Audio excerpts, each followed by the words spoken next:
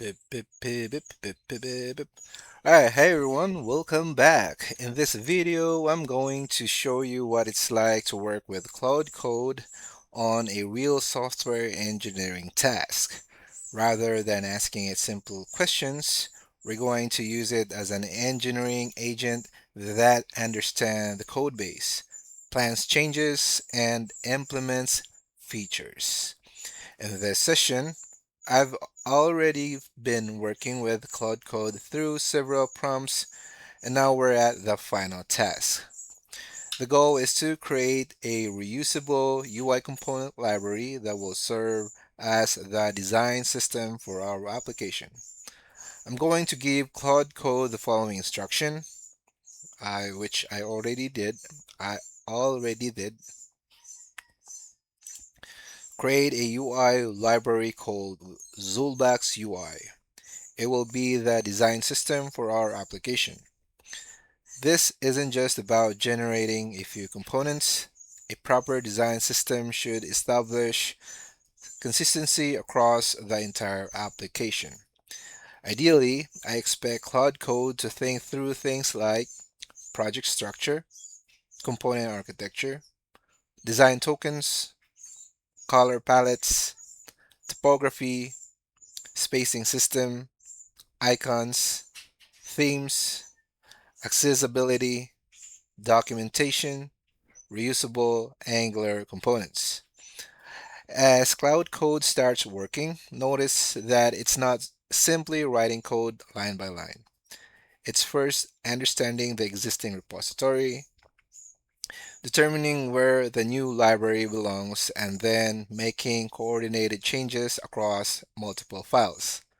This is one of the biggest differences between AI chat assistants and coding agents. Instead of answering isolated questions, the agent is capable of navigating an entire project and making changes that fit the existing architecture. For a design system, I'd expect it to scaffold things along these lines. Dedicated Zulbax UI library, shared design tokens, theme configuration, buttons, inputs, cards, dialogues, tables, navigation components, form controls, layout primitives, utility components, documentation, and examples. If the architect is well designed, if the architecture is well designed, every future application can simply consume this library instead of recreating components over and over again. This is exactly the kind of repetitive engineering work that AI agents are becoming very good at. Instead of spending hours scaffolding folders, configuring exports, wiring modules, and creating boilerplate, I can focus on creating or reviewing the implementation and making architectural decisions while the agent handles the repetitive task.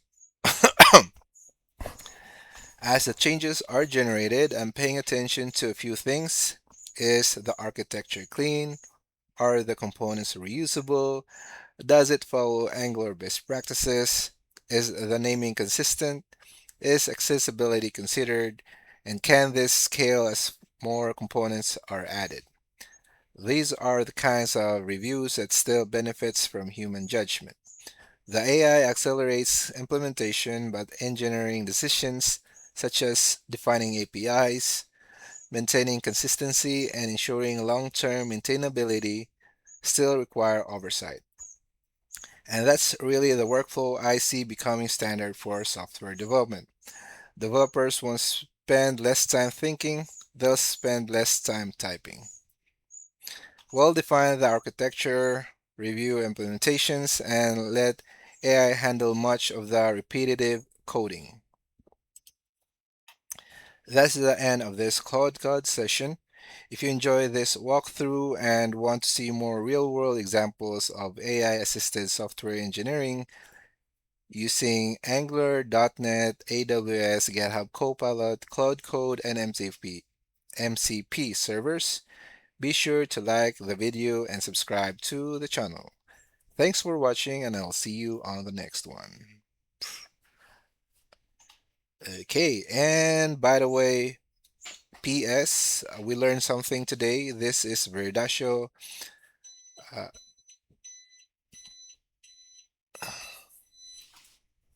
we learned something called Verdasio. Verdasio is a lightweight open source private NPM registry.